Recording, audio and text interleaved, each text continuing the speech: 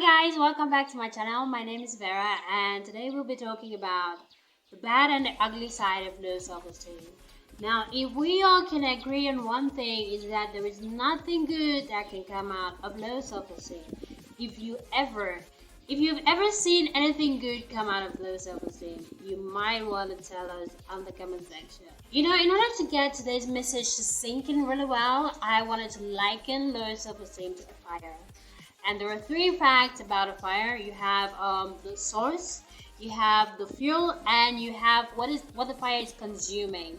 So for the first two things, you have the source. What is causing that low self-esteem? It could be external, it could be internal. Like somebody or something is making you feel the way that you do about yourself, or you are the one who's just not comfortable in your skin. So it could be internal, external. And then you have the fuel. What is fueling the fire? What is keeping that fire burning? And trust me, it can only be internal. It is you. It's all up in here.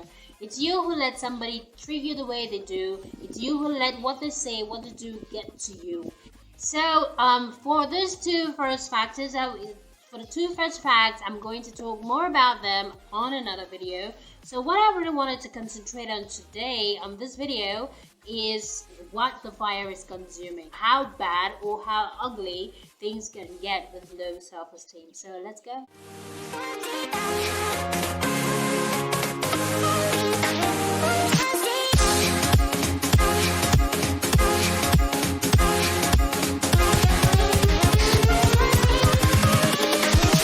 Here we go. So the very first thing is that you are going to suffer from anxiety, depression, and stress. Nobody likes to be in a negative atmosphere. That is, you always want to get away from whatever or whoever is making you feel that way. So you might turn to be withdrawn, you might turn to isolate yourself, you might read too deep into the meaning of things, of what somebody says. People can say something, you can just see somebody laughing and you don't even know why they're laughing, but you think they're laughing at you.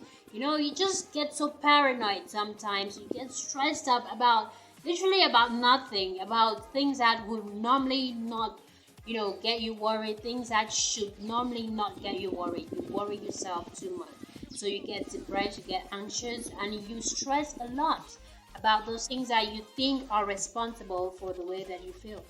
So the second way that fire could burn is through hostility and violence. It's not just you that so your low self-esteem can hurt. People who come around you, people around you get to suffer as well. So you might become hostile, you might become violent towards the people around you because you already have something going on in your mind, and now you are so sensitive. You are really, really sensitive to, getting hurt, being disrespected.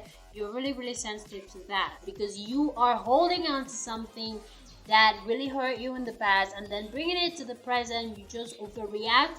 You just blow up like an explosion when somebody says something that normally would have made you laugh or you would have just brushed aside. You just explode.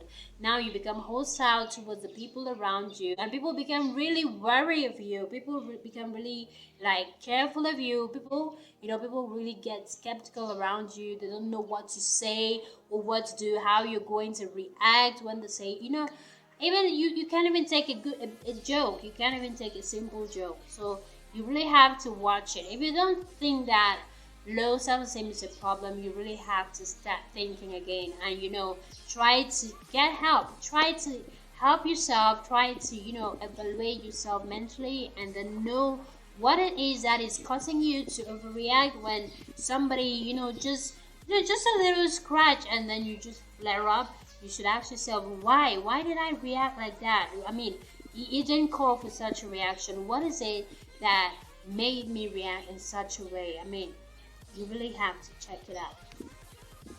Thirdly, we are going to talk about the really, really ugly side. How bad can it get? How bad? How ugly can it get? So it can lead to death. That is quite extreme, but it's true. Now, if you don't handle it as early as possible, if you don't help someone as early as possible, then it could get to a very ugly point where you begin to feel like to kill yourself or to kill someone. I once heard this story where there was this guy, he really liked this girl, and he didn't know how to go about it because he knew very well that this girl was out of his league, but still he couldn't help it. He just had to go for it. So when he finally mustered the courage, to talk to this girl, and he not really talk to her, he was just trying to like, she was passing, it was in school, and she was passing the corridor, and he just wanted to like say hi.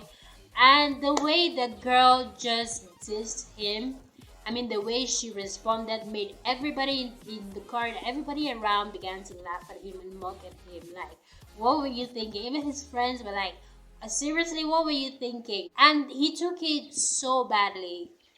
And there is a million and one ways each and every person can take such a situation, can react to such a situation. But he was so grudged that he began to harbor thoughts of killing that girl. And guess what? He finally killed the girl because he felt that the girl had terribly embarrassed him before his friends and before everybody else. There is this other person who would say, okay, I can't face people. I can no longer face people. I've been so badly embarrassed that I cannot even go to school. I can't even go out of the house. I can't even look at people in the face because I've been so embarrassed. And those people begin to harbor thoughts of suicide. So that's how bad it can get. It can get so bad that you will not even believe it because you haven't been through it, because you haven't experienced it. So I think that if you are suffering from low self-esteem, if you already, because it can start from, it can just pop up from nowhere. You have to search yourself. You really need to search yourself and know exactly what is causing it, because that is the very first step in getting help, in helping yourself, or getting help from a third party. Like, even if you go to a therapist, they will always ask you like, what is it that always comes to your mind? What is that scenario that always comes to your mind each time you're having an attack, each time somebody is attacking you, each time you are attacking yourself? What is that scenario that comes to mind? What is that thing that always makes you feel that you are not good enough? You always have to figure it out. From there, you can know how to either help yourself or seek for help. So we have talked about so what have I been talking about all this while? We've talked about the things that low self-esteem, how bad or how ugly low self-esteem can get. It can affect you. It's definitely going to affect you first of all as a person, and then affect those people around you. So you better watch out for it. You better know. And if you don't know what the signs of low self-esteem are, you might want to check out my last video on the 3 signs you've got low self-esteem. Just like I said, in my subsequent videos, I'm going to be talking about the source of the fire and the fueling of the fire. So you better watch out. Don't forget to like, subscribe, and leave a comment down below. I'll really appreciate it.